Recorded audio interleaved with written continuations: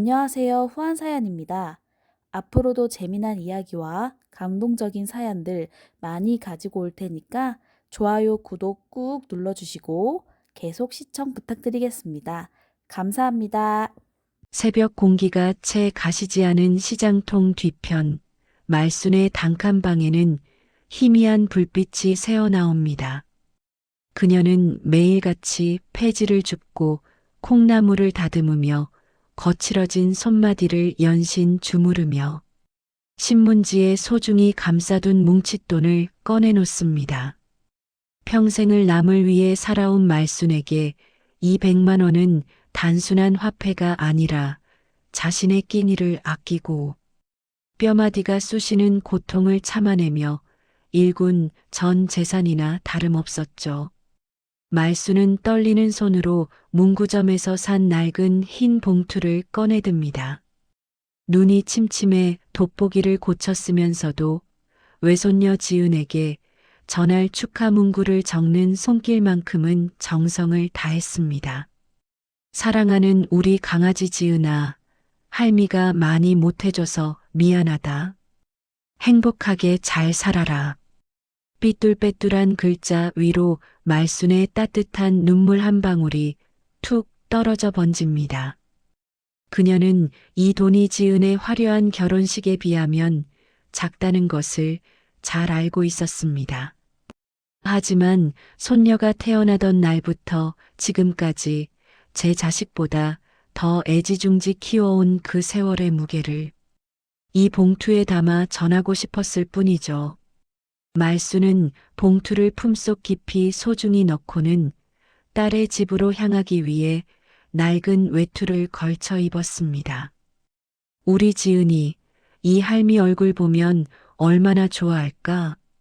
녀석, 시집 가면 이제 자주 보지도 못할 텐데.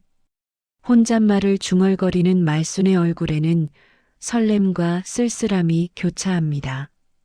그녀는 시장통 사람들에게 얻은 사과 한 봉지까지 손에 들고 집을 나섰습니다.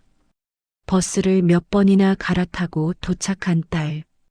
미주의 고급 아파트 단지는 말순에게는 마치 다른 세상처럼 낯설고 화려하기만 했습니다. 경비실에서 몇 번이나 신원을 확인받고서야 겨우 들어선 딸의 집 앞. 말순은 옷매무새를 다듬으며 초인종을 눌렀습니다. 하지만 문이 열리자마자 튀어나온 것은 환대가 아닌 차가운 눈총과 짜증 섞인 한숨이었습니다. 엄마, 연락도 없이 여길 왜 와? 내가 바쁘다고 했잖아.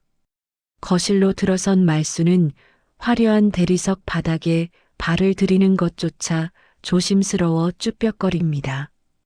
미주는 소파에 앉아 명품 카탈로그를 뒤적이며 엄마의 남루한 차림새를 훑어보고는 노골적으로 인상을 찌푸렸죠.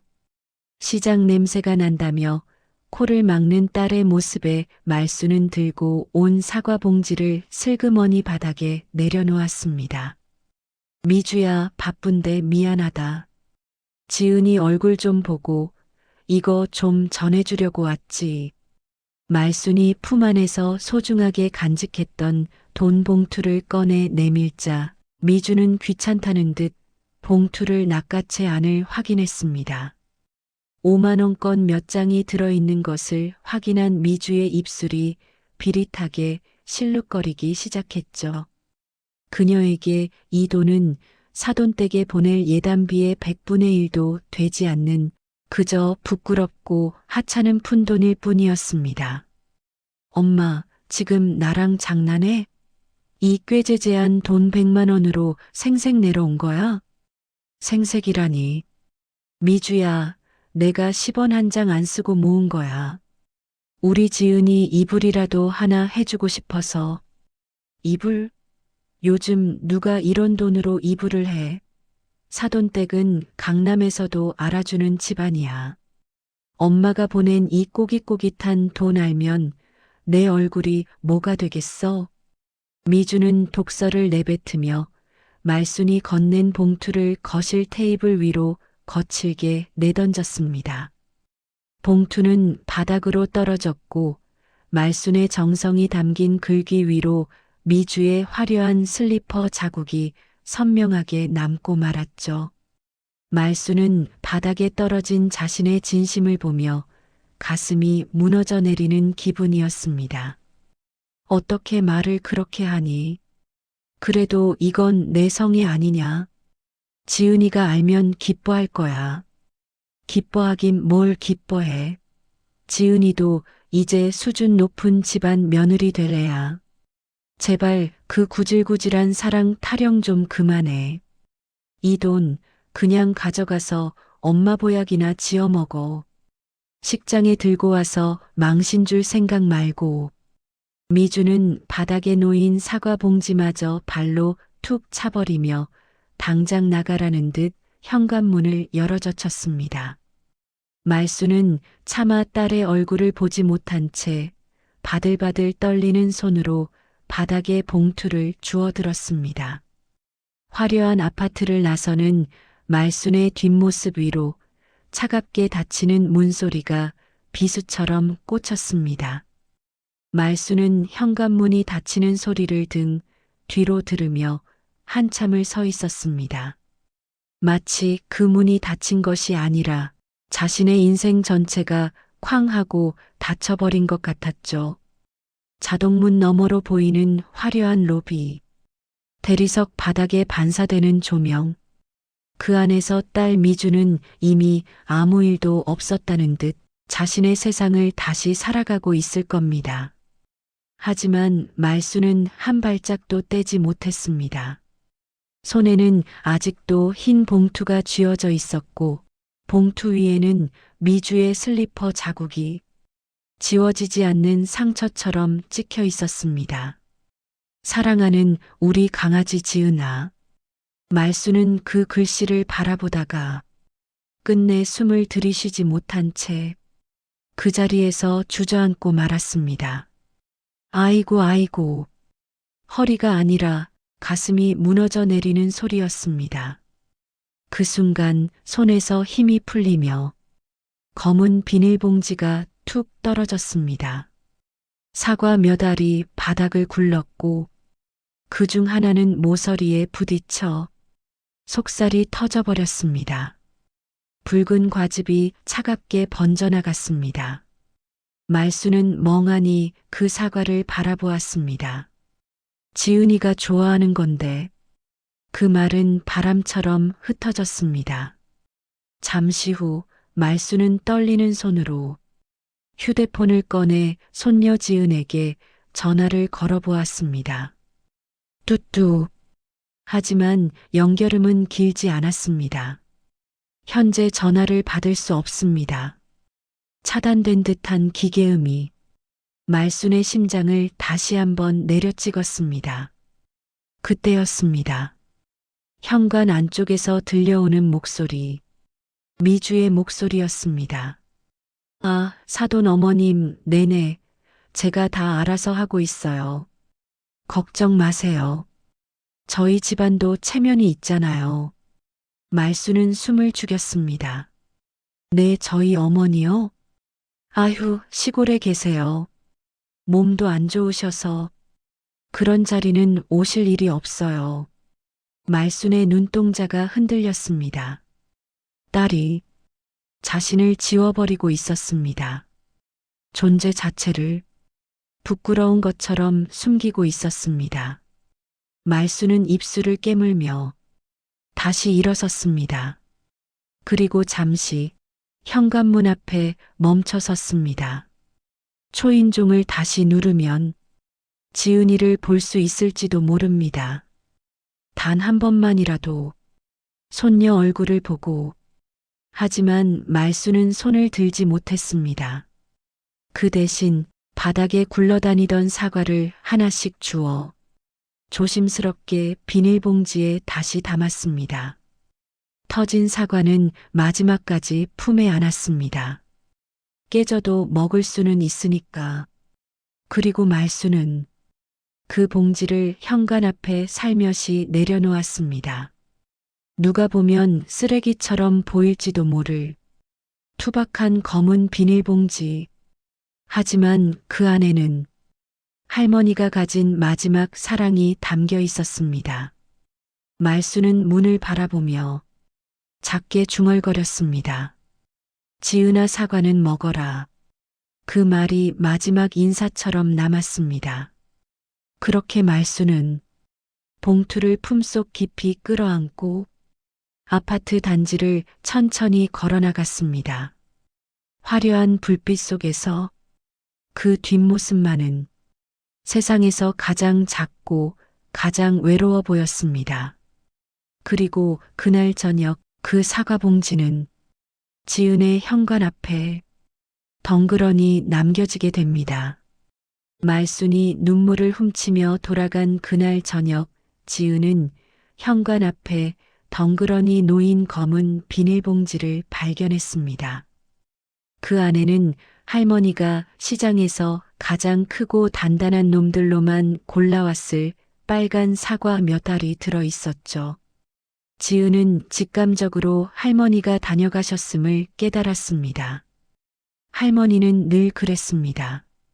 빈손으로 오는 법이 없었고 그 투박한 비닐봉지 속에는 항상 지은이 좋아하는 것들이 담겨 있었죠.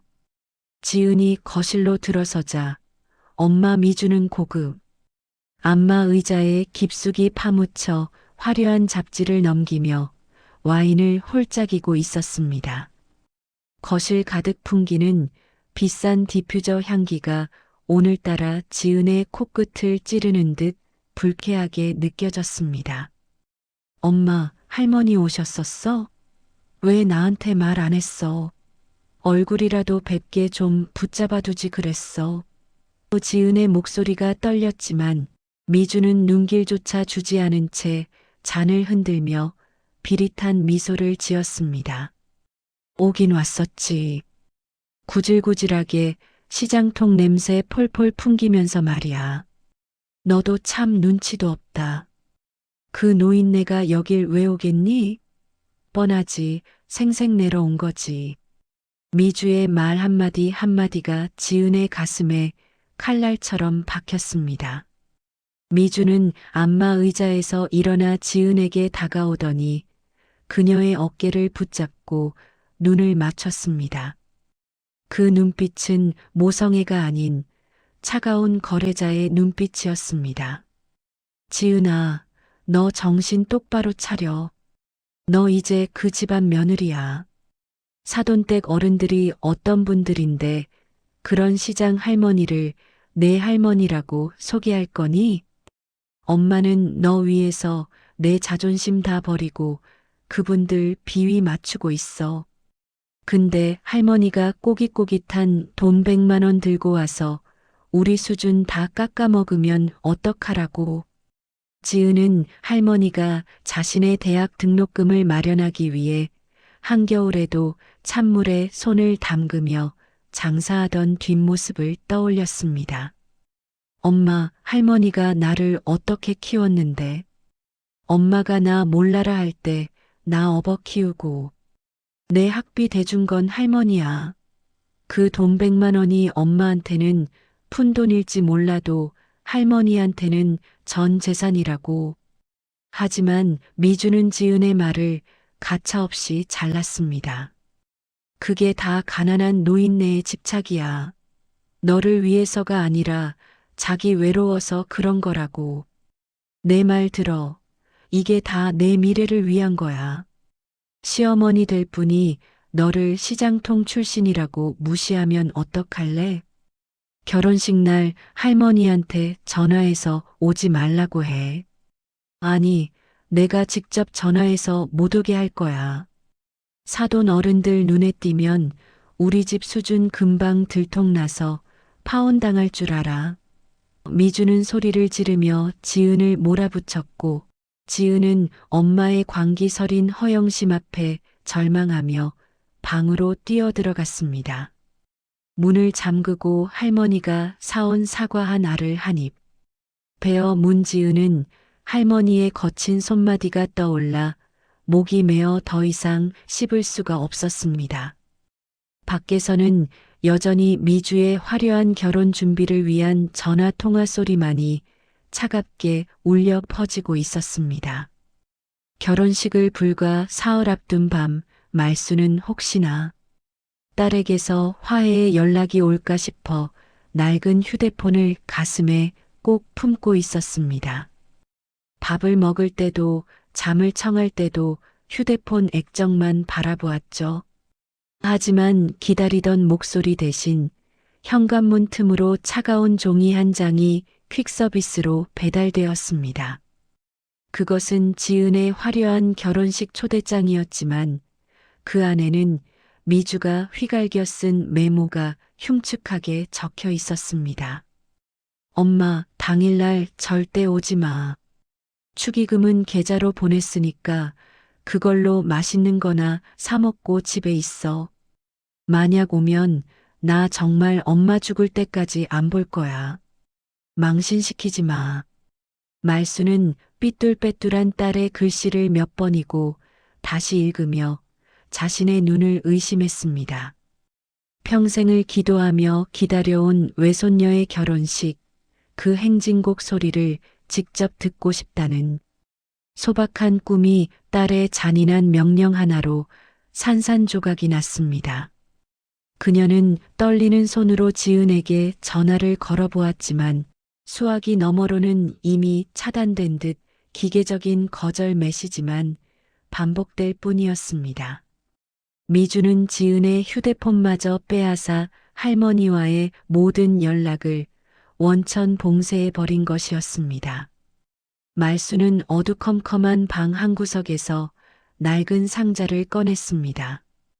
그 안에는 빛바랜 손수건에 겹겹이 쌓인 작은 금반지 하나가 들어 있었습니다. 그 반지는 말순이 시집 올 때 가져와 평생을 아끼고 아껴 지은에게 전하려 했던 마지막 유산이었습니다. 내 강아지 가는 길인데 욕을 먹어도 내 눈으로 보고 보내야지. 그래야 하고 말고.